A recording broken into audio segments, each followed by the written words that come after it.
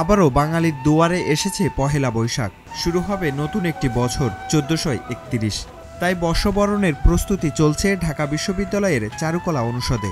রং বেরঙের প্রতিকৃতি ও বিভিন্ন পশু পাখির মুখোশ তৈরির কাজ শেষ পর্যায়ে। বাংলার সংস্কৃতির চিত্র ফুটিয়ে তুলতে চলছে জোর কর্মযজ্ঞ।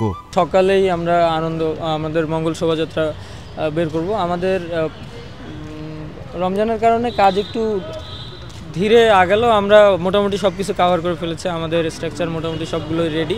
আমরা একদম সর্বশেষ কিছু হয়তো কাজ বাকি আছে, আমরা আজকে রাতের মধ্যে সব কমপ্লিট করে ফেলবো, সেরে ফেলবো ইনশাল্লাহ। আর কালকে আশা করি আমরা সকাল সকাল সুষ্ঠুভাবেই করতে পারবো। আর সবার প্রতি একটা আহ্বান থাকলো, সবাই স্বতঃস্ফূর্তভাবে আমাদের এই নতুন বছর বরণ করার যে আয়োজন, সেখানে অংশ নিতে চাইলে আমরা উদারত আহ্বান থাকবে, সবাই যেন আসে। এবারের পহেলা বৈশাখ আসছে ঈদের ছুটির সঙ্গে পিঠাপিঠি হয়ে, তাই ছুটির আমেজে বিশ্ববিদ্যালয়ের শিক্ষার্থীরা। কমেছে ঢাকা বিশ্ববিদ্যালয়ের চারুকলা অনুষদের শিক্ষার্থীর সংখ্যা, তবুও পিছিয়ে নেই আঁকিবুকি। এই চিত্রকথা রঙের তালে তাল মিলিয়ে নতুন বছরকে আমন্ত্রণের, তাই চারুকলার প্রাঙ্গণ জুড়ে এখন সৃষ্টির উৎসব। পহেলা বৈশাখটা আসলে আমাদের বাঙালির খুব আবেগের একটা জায়গা এবং একইভাবে হচ্ছে আমাদের খুব গর্বের একটা জায়গা। এমন একটা উৎসব যেটা আমরা যে কোনো ধর্মের শ্রেণী পেশার মানুষ সবাই একসাথে একইভাবে উদযাপন করি।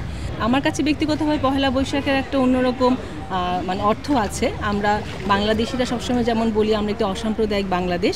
আমাদের অসাম্প্রদায়িক বাংলাদেশের সবচেয়ে বড় নমুনা যদি আমি বলে থাকি, সেটা হচ্ছে আমাদের পহেলা বৈশাখের উদযাপনটা। তো যতই ব্যস্ত থাকুক না কেন, এই উৎসবটা অন্যান্য যে কোনো উৎসবের মতো খুবই গুরুত্ব দিয়ে উদযাপন করাটা বাঙালি হিসেবে আমি আমার দায়িত্ব বলে মনে করি। বরাবরের মতো এবারের শোভাযাত্রায় গ্রামীণ লোকশিল্প তুলে ধরার চেষ্টার কথা তুলে ধরে চারুকলা অনুষদের এই শিক্ষার্থী জানান, মঙ্গল শোভাযাত্রার জন্য যেসব জিনিসপত্র তৈরি করা হয় সবগুলোর মধ্যে লোকশিল্পের স্পর্শ থাকে। সেই সাথে এবারও শোভা পাবে হাতি ও ট্যাপা পুতুল। লোকশিল্পর যেগুলো মোটিভ আমাদের দেশকে রিপ্রেজেন্ট করে, অনেক দিন থেকে আবহমান কাল থেকে চলে আসছে, যুগের পর যুগ ধরে।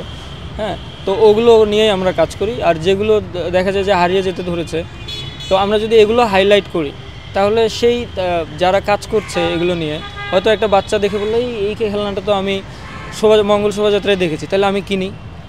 তো সারাটা জাগবে, ওই যে লোকটা ওটা বানায়, প্রান্তিক মানুষ যে বানাচ্ছে, সে হয়তো আরও 2টা বেশি বিক্রি করতে পারবে। এবার যে 5টা স্ট্রাকচার বানানো হচ্ছে, তার মধ্যে আছে একটা ট্যাপা পুতুল, পাখি, হাতি, একটা ফুল, আর একটু ব্যতিক্রম সেটা হচ্ছে একটা গন্ধ গোকুল। এদিকে পহেলা বৈশাখকে কেন্দ্র করে রাজধানীতে রাখা হয়েছে কয়েক স্তরের নিরাপত্তা ব্যবস্থা। বর্ষবরণের আয়োজনে সুনির্দিষ্ট কোনো হামলার আশঙ্কা নেই বলে জানিয়েছেন আইনশৃঙ্খলা রক্ষাকারী বাহিনী।